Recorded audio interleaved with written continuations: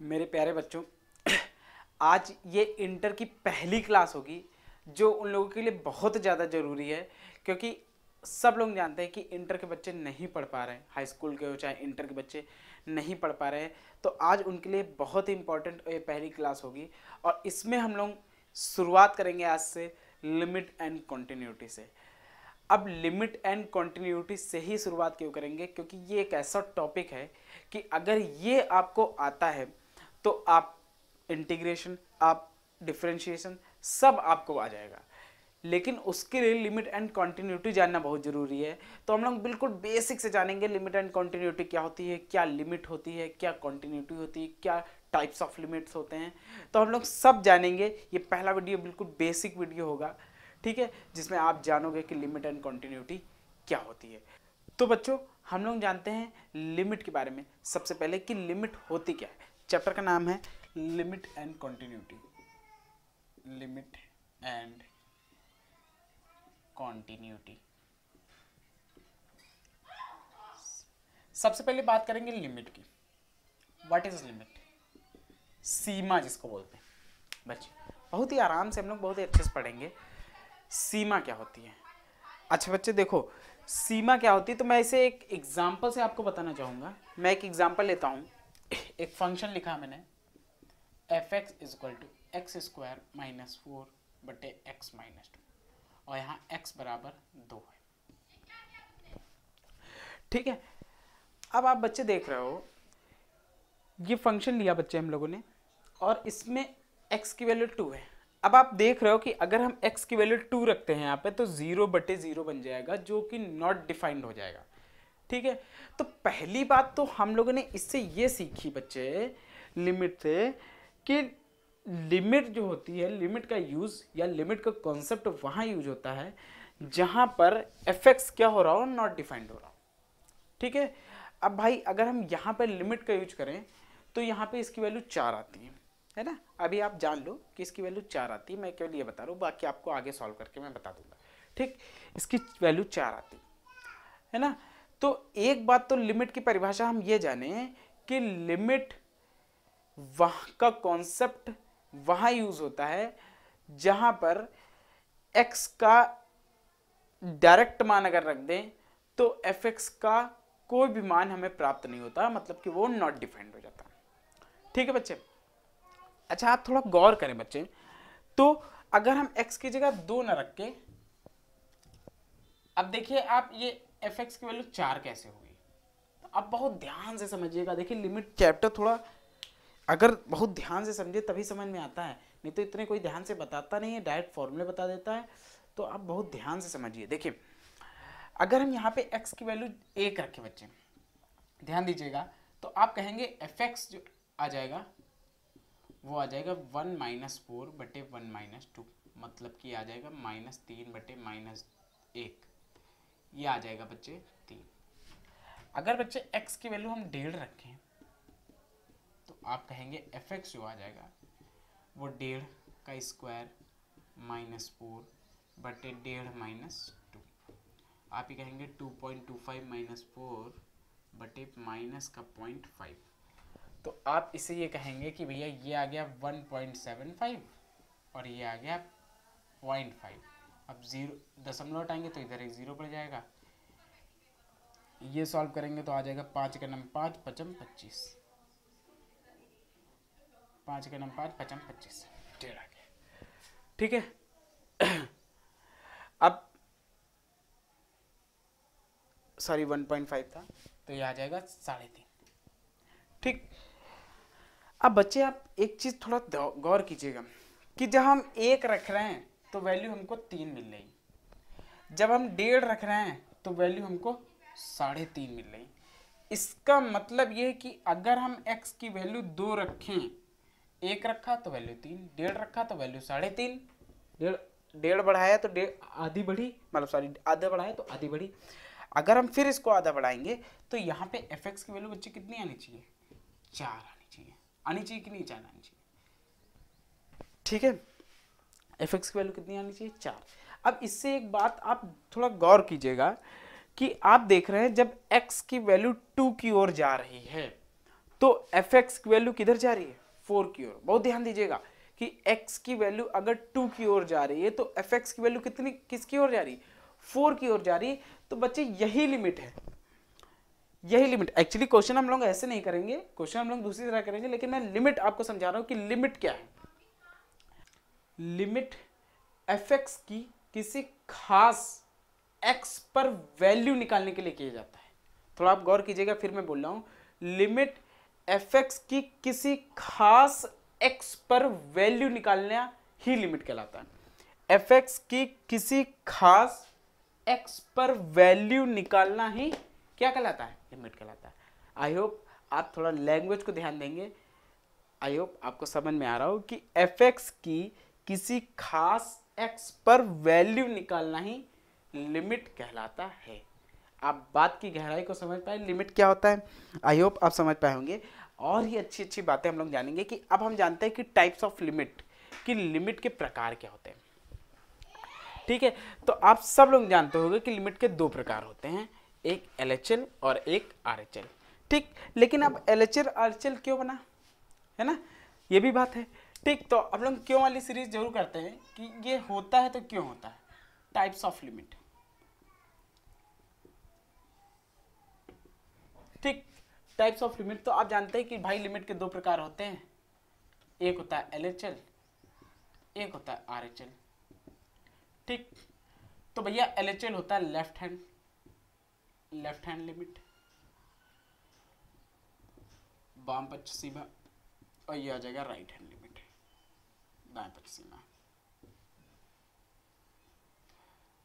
Limit. अब बच्चे left hand limit और राइट हैंड लिमिट क्या है। और एक बात यह है कि लेफ्ट हैंड लिमिट में x माइनस ही क्यों लेते हैं और राइट हैंड लिमिट में x प्लस ही क्यों लेते हैं, तो सारी बातें हम लोग जानेंगे। देखिए, अगर आप थोड़ा ध्यान दें कि जैसे मान लीजिए हमने एक फंक्शन बना दिया, ये कोई फंक्शन है f(x) और यहाँ पे एक पॉइंट है जिसमें x बराबर a वैल्यू। ठीक, तो बच्चे आप थोड़ा ध्यान दीजिएगा, जब आप जानते हो कि ये लेफ्ट साइड है, ये राइट साइड है, ठीक, और इधर लेफ्ट से हम लोग इधर आएंगे a की ओर, और इधर आप जानते हैं कि x बराबर अगर यहाँ पर a है तो आप जानते हो इधर वाली वैल्यू जो होंगी वो a से छोटी होंगी, a से छोटी होंगी। तो बच्चे हम लोग ये जानना है कि इधर वाली वैल्यू में x जो होगा वो a से सॉरी a जो होगा, जो वैल्यू होंगी वो x की जो वैल्यू होंगी वो a से क्या होंगी, छोटी होंगी। इसीलिए लेफ्ट हैंड सीरीज में हम लोग क्या लिखते हैं, लेफ्ट हैंड लिमिट में हम लोग क्या लिखते हैं, limit x tends to a minus. अब बच्चे कहेंगे a माइनस का मीन्स केवल ये है कि लेफ्ट हैंड लिमिट में x का जो a वैल्यू है वो x का a वैल्यू से कम होता है। भाई लेफ्ट से आ रहा है ना, तो यहाँ पे आप जानते हो कि भाई कम कम आते आते आते आते यहाँ तक क्या आएगा, a तक क्या आएगा। तो इधर वैल्यू x की क्या है, a से कम है, इसीलिए लेफ्ट हैंड लिमिट में वैल्यू a से कम लेते हैं। अब आपको बात समझ में आई है ना। अब इसका रूप ऐसे भी हम लोग लिखते हैं, है ना, यहाँ पे fa माइनस, इसका रूप ऐसे कैसे लिखते हैं हम लोग, limit x tends to a minus h fa minus h। अब बच्चे a माइनस h क्या है, ठीक है, तो आप समझो h क्या है। देखो a माइनस h, आप जानते हो इधर वाली जो वैल्यू होंगी वो a से आप कहेंगे छोटी होंगी, तो मतलब a में fx, a में अगर कुछ भी घटाएंगे तो वैल्यू क्या होगी, a से कम आएगी, इसीलिए लेफ्ट हैंड लिमिट में a माइनस h रखते हैं। आपको बात समझ में आई, a माइनस h रखते हैं, मतलब कि h की अगर माइनर से भी वैल्यू है तो वो जो है क्या होगी, a से कम होगी। और जब आप यहाँ पे आ जाएंगे, आप थोड़ा ध्यान दीजिएगा, जब आप यहाँ पे आ जाएंगे मतलब x की वैल्यू a के इक्वल हो जाएगी तो fx क्या हो जाएगा, a हो जाएगा, तो आप कहेंगे a से कैंसिल हो जाएगा और h कितना आ जाएगा, h टेंडिंग टू 0, मतलब कि वहाँ पर h क्या हो जाएगा, 0 हो जाएगा, वहाँ पर x की वैल्यू a के बराबर आ जाएगी। समझ में आया। ऐसे ही RHL में हम लोग देखते हैं, ठीक है, राइट हैंड लिमिट में देखते हैं हम लोग कि राइट हैंड लिमिट में प्लस ही क्यों लेते हैं। तो आप कहेंगे कि राइट हैंड लिमिट जो होती है वो राइट हैंड इधर साइड होता है, राइट हैंड इधर साइड होता है, तो आप जानते हो कि जो ए की वैल्यू, एक्स की वैल्यू होंगी वो इधर ए से बड़ी होंगी। अगर बच्चे ए से बड़ी होंगी तो इधर लिखते हैं limit x tends to a plus F A plus. अब a प्लस का मीन्स भी वहाँ यहाँ यही है कि x की a से बड़ी वैल्यू, x की a से बड़ी वैल्यू। इसीलिए बच्चे हम लोग इसको ऐसे लिख सकते हैं कि limit x tend to a plus H F A plus H, ठीक, a प्लस एच। अब आप कहेंगे कि यहाँ a प्लस एच, फिर हम उसी बात को अगर दोहराएं तो आप जानते हो कि a प्लस एच मतलब कि राइट हैंड में क्या होगा, वैल्यू a से ग्रेटर होगी, मतलब कि ज़्यादा होगी, a से ज़्यादा होगी तो a प्लस एच लिखेंगे। अब अगर आप इधर से आ रहे हो, वैल्यू ज़्यादा लेके आ रहे हो, तो आप जब a पर आ जाओगे तो fx क्या हो जाएगा, a हो जाएगा। अगर हम fx को a रख दें तो आप देखोगे यहाँ पे जब a पर क्या हो जाएगा, h टेंडिंग टू 0, मतलब h क्या हो जाएगा, 0 हो जाएगा a पर। इसीलिए लिखते हैं वेयर h टेंड्स टू 0, अगर वो a पर है फलन आंसर सतत है। आपको इतनी बात समझ में आई? आई होप आपको LHL RHL का कॉन्सेप्ट समझ में आया हो। LHL में माइनस ही क्यों लेते हैं, RHL में प्लस ही क्यों लेते हैं, अब आप जान गए हो, अब आप किसी को भी बता सकते हो। ओके, अब बच्चे हम लोग आगे जानते हैं कि कॉन्टिन्यूटी क्या होती है। ठीक है, ये तो था लिमिट के बारे में, आपको लिमिट समझ में आया होगा। ठीक है, अब बात करते हैं, आपने लिमिट्स टाइप्स पढ़ लिए हैं, LHL RHL, माइनस प्लस क्यों होता है, आपने उसका रीजन भी जान लिया। अब हम लोग बच्चे आगे जानते हैं कि कॉन्टिन्यूटी क्या होती है।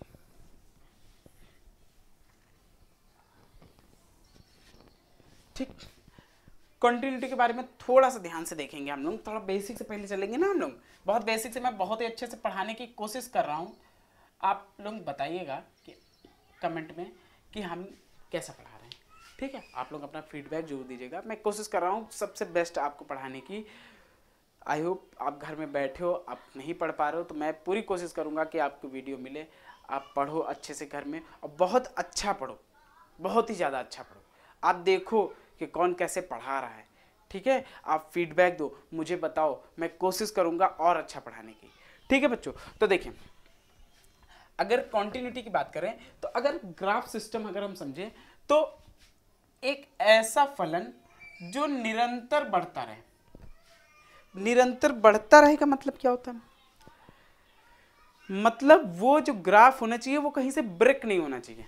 अब ब्रेक, आप कहोगे सर जी ब्रेक क्या होता है, तो ब्रेक बच्चों ये होता है कि जैसे आप समझो कि जैसे वो जो फंक्शन है वो x की डिफरेंट वैल्यू पे, x की अगर वैल्यू बढ़ रही है तो फंक्शन वैल्यू भी क्या होती रहे, बढ़ती रहे, वो फलन क्या हो जाएगा, सतत हो जाएगा। अब आप यहाँ से थोड़ा सा दिमाग लगाओ तो आप ये कहोगे कि भैया जब fx जो है वो fa के इक्वल आ जाए, मतलब कि लिमिट की जो फंक्शन वैल्यू है, लिमिट जो है यहाँ पे लिमिट लिख दो, है ना, लिमिट लिख दे अगर हम x टेंडिंग टू a, ठीक, तो लिमिट जो है वो जो फंक्शन वैल्यू के इक्वल आ जाए तो वहाँ पे फलन क्या हो जाएगा, सतत हो जाएगा। सतत क्यों हो जाएगा, क्यों, क्योंकि अभी आप जाने ना लिमिट ऐसे फंक्शनों की भी वैल्यू निकाल देता है। लिमिट का कॉन्सेप्ट कहाँ यूज होता है, लिमिट का कॉन्सेप्ट ही बच्चों इसीलिए बना कि ऐसे फंक्शनों की वैल्यू निकालना जिसमें x की अगर डायरेक्ट वैल्यू लग दें तो वो फंक्शन पॉसिबल नहीं होंगे। तो वहीं से लिमिट का इजाद हुआ, वहीं से लिमिट बनी। ठीक है, तो आप थोड़ा ध्यान दो कि अगर हम लिमिट पे वैल्यू रख रहे हैं और अगर हम लिमिट की वैल्यू बढ़ा रहे हैं तो फंक्शन की वैल्यू भी उसी के साथ अगर बढ़ती रहे तो वहाँ पे फलन क्या हो जाएगा, सतत हो जाएगा। इसीलिए मैंने ग्राफ में बताया कि अगर मेरा ग्राफ लगातार बिना ब्रेक के चल रहा है तो वहाँ पे फंक्शन वो फंक्शन वैल्यू इक्वल रहेगी और वहाँ पे फलन क्या हो जाएगा, सतत हो जाएगा। अगर ग्राफ कहीं ब्रेक होता, अब ब्रेक होने का मीन्स ये है कि वहाँ पे लिमिट का मान 0 आ गया, इन्फिनाइट आ गया, है ना, लिमिट का मान 0 आ गया, इन्फिनाइट आ गया, मतलब कि limit x tending to a fx जो है वो फंक्शन वैल्यू के अगर इक्वल ना आए तो वहां पे फलन क्या हो जाएगा बच्चों, असतत हो जाएगा। हो जाएगा कि नहीं हो जाएगा? आपको बात समझ में आई कि नहीं आई? बहुत अच्छे से समझ में आ रही होगी, ठीक है। तो ऐसे अब बच्चे अगर हम क्वेश्चन करेंगे तो यहाँ पे एक बात हम लोग और भी ध्यान रखेंगे कि लिमिट की वैल्यू फंक्शन वैल्यू के इक्वल हो गई। अब आप बात समझ गए कि लिमिट की वैल्यू अगर फंक्शन वैल्यू के इक्वल हो गई तो फलन सतत है ना। अब इसको समझने के लिए आप, मैंने बताया ना एग्जांपल से समझ सकते हो, मतलब कि अगर x की डिफरेंट वैल्यू में लिमिट की जो डिफरेंट x की जब वैल्यू हम बढ़ाएं तो फंक्शन वैल्यू भी बढ़ती बढ़ती आए, मतलब उसके ही रिस्पेक्ट में बढ़ती बढ़ती आए, तो वहां पे फलन लगातार क्या हो जाएगा, सतत रहेगा, ठीक। लेकिन अगर कहीं बीच में ग्राफ ब्रेक हो जाता है, जैसे मैंने ग्राफ के माध्यम से आपको बताया ना कि अगर ग्राफ बीच में क्या हो जाता है भाई, यहां से ना ऐसे ब्रेक हो गया, ब्रेक हो जाता है, तो वहां पे फलन क्या हो जाता है, असतत हो जाता है। अब आप बात समझ गए होगे। अच्छा, अब यहाँ पे एक बात और ध्यान रखनी है आपको, ध्यान ये रखनी कि यहाँ पे दो पार्ट हैं।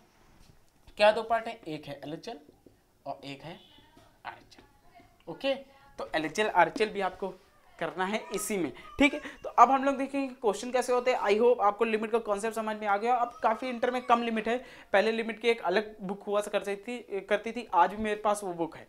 जब 6 बुकें चलती थी तो आज भी मेरे पास वो बुक है, तो मैं वहां से भी पढ़ता हूँ, ठीक। तो देखिए हम लोग एक दो एग्जाम्पल पढ़ेंगे और नेक्स्ट वीडियो से हम लोग एक्सरसाइज भी करेंगे और बहुत ही औसम औसम क्वेश्चन मैं कराऊंगा। एनसीईआरटी के क्वेश्चन तो कराऊंगा ही कराऊंगा, अगर देखूंगा अच्छे दूसरी बुक में अगर अच्छे क्वेश्चन हैं या आप लोग भेज दीजिएगा अच्छे क्वेश्चन, तो मैं वहां से भी अच्छे अच्छे क्वेश्चन कराऊंगा।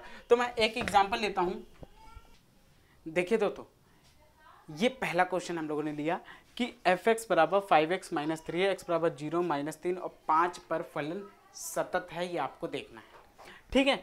तो हमने क्या बताया, फलन कब सतत होगा, जब फंक्शन वैल्यू लिमिट की जो वैल्यू होती है वो फंक्शन वैल्यू के अगर इक्वल आ जाए तो वहीं पे फलन क्या हो जाएगा, सतत हो जाएगा। तो सबसे पहले हम लोग क्या निकालेंगे, फंक्शन वैल्यू निकाल लेते हैं, या लिमिट वैल्यू निकाल लो आप, फंक्शन वैल्यू कोई भी निकाल लो। तो अगर हम फंक्शन वैल्यू निकालेंगे तो सबसे पहले x बराबर क्या है, 0 है, तो हम लिखेंगे x बराबर 0 रखने पर, ठीक। तो अगर 0 रखेंगे तो f(0) कितना आ गया, 5 इंटू 0 माइनस 3, तो आप कहेंगे -3 आ गया, ठीक। अब हम लोग लिमिट वैल्यू निकालेंगे, तो लिमिट वैल्यू कैसे निकालेंगे, लिमिट x टेंडिंग टू 0, 0 है ना, f(0), यहाँ पे लिखेंगे लिमिट 5 इंटू 0 माइनस 3। तो बच्चे आप देखोगे यहाँ 5 इंटू 0 माइनस 3 मतलब कितना आ गया, -3 आ गया। तो आप देख रहे हो कि जो लिमिट की जो वैल्यू थी वो फंक्शन वैल्यू के क्या हो गई, इक्वल हो गई। लिमिट की जो वैल्यू थी वो फंक्शन वैल्यू के क्या हो गई, इक्वल हो गई। अतः यहाँ x बराबर 0 पर फलन सतत है। ओके, पहली बात आपको समझ में आई।